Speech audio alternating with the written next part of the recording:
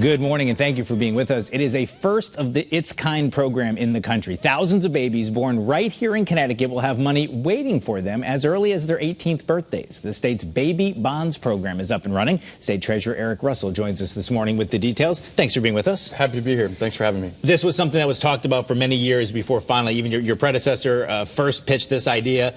You kind of took the baton and ran with it. It's now come to fruition. So if someone says to you, Treasurer Russell, what does this mean? How do you explain it to them? Well, it's huge because this is the state ultimately making a huge long-term investment in people in our state. And so what the program is ultimately about is for every child born in poverty in Connecticut, there will be $1,300 invested in a trust on that child's behalf. And it'll be managed by my office. That money will grow over the life of that child. And between the ages of 18 and 30, they can access those revenues and proceeds and use them for designated purposes that are ultimately about helping to build wealth. And it can be used to purchase a home here in Connecticut, to start or invest in a Connecticut business. It can be used for post-secondary education or job training expenses, or it can be rolled into a retirement account. So you said it's for children born into poverty. Obviously, you have to have some sort of indicator of that. So it's a birth covered by Husky, which is the state's Medicaid program? That's correct. So if there's any baby who was born while covered by Husky is automatically enrolled, does the parent have to do anything? Automatically enrolled, so parents don't have to do anything at this point. This data is already collected by the state, but we anticipate about 15,000 babies born into this program every year in Connecticut. And I know there's estimates of what it'll be. I mean, it's sort of an unusual thing because we're talking about a payout in, 2041. So if we're looking that far ahead, what do you anticipate, you're the money guy, what do you anticipate they'll be getting at that point? So we're pretty conservative with the estimate. We use a 6.9 rate of return, which is the same as our pension funds, and we expect that to be between $11,000 and $24,000 at the time that the child would be accessing the money. So 2041, when these first group of people turn 18, they'll have to, I know we're kind of projecting here, but they'll have to do some sort of application. And do they have to prove that they were born on that program? How will it work? So again, that information is already collected, so we'll be able to match that data.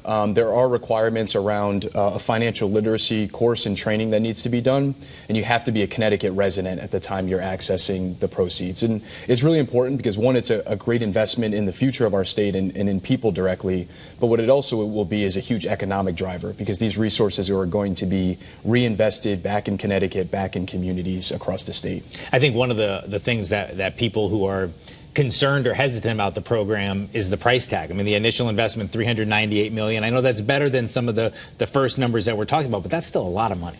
It is a lot of money, and it's a big investment, but it's a piece of a puzzle of ending a cycle of generational poverty that we've seen in our state and across the country, frankly. We know that this is not the solution by itself.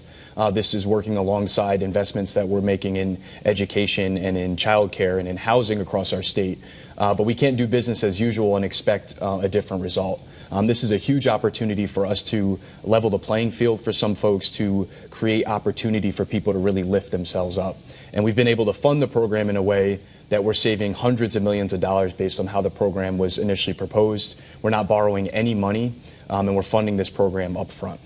I looked for various criticisms of the program, and I saw two main ones that seemed to come up. One is people saying there's lots of working class, blue collar folks who have babies that just have insurance through their job or something else, and it's not a Husky birth. Was there any consideration to have some other way for people to get into the program?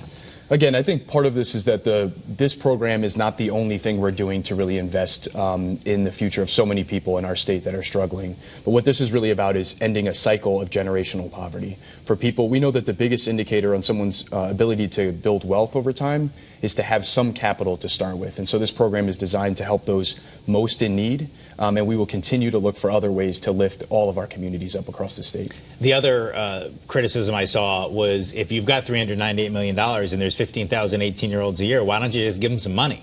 And instead of kicking this down the road where another legislature, another governor could have other ideas of how to use it or what to do with it, or there could be some crisis that requires the money, why don't you do it right now? Had you thought about that? Yeah, and I think what's important, and this is what the governor and the legislature and I worked through this session, is that we continue to make historic investments in so many of the things that are really needed right now. But I think as we've done so much work to really turn around the fiscal health of our state, as we have a full rainy day fund, as we're paying down billions of dollars in pension debt, we're also making long-term investments to really change what the structure of our state looks like. And this is one of those investments. We will continue, again, to make investments in people now, which I think is so critically important. Talk to us again just about what people can use this money for. I know it's a ways off, but if you are watching the show this morning and you see, I have a baby who was born in July, right? Some viewer sees that and says that. What can you then tell them about what will happen 18 years from now? Yeah, so I think, one, it's, again, being able to put a down payment or to help purchase a home here in Connecticut, which has been, for so many people, particularly in the middle class, was the biggest way to really build wealth over time, was the appreciation of property, to help pay for post-secondary education or job training, to start or invest in a Connecticut business, or to roll into a retirement if you are kind of nearing that 30-year age spot where the program would essentially kind of lapse for people. This is a way of kind of rolling that over. But what I think is also so important is that this program really provides hope for so many people that haven't had it. If you are born into cycles of generational poverty, it is really hard for you or your parents to see a future for you that is so different than what you've experienced throughout your life. And so for parents to have that child born now and to be able to see a future for them that's so different, and have this investment that they know their child will be able to tap into, provides so much hope and opportunity down the road. That's the last thing I was going to ask you about is, obviously in 2041, whoever is in your office at that time is going to have a lot of outreach to try to reach people. But is there a need for outreach now? Because does it matter that people know this is coming? Is that part of what's happening? And we're doing so much of that. That's part of, we appreciate you having me on today to talk about this. We are engaging with the community. Again, there's nothing that people need to do to enroll, but I think it's so important that people know about the program.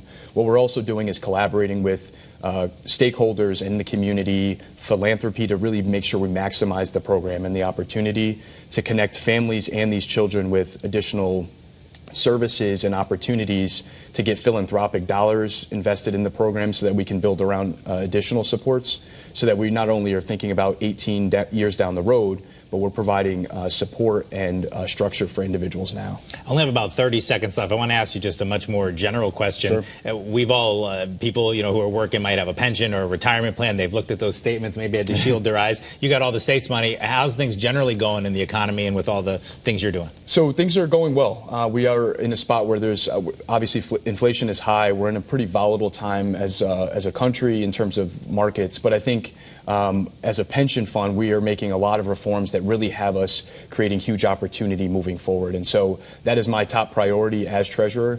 We continue to do the work to make sure that we are positioning ourselves for a really strong long-term future.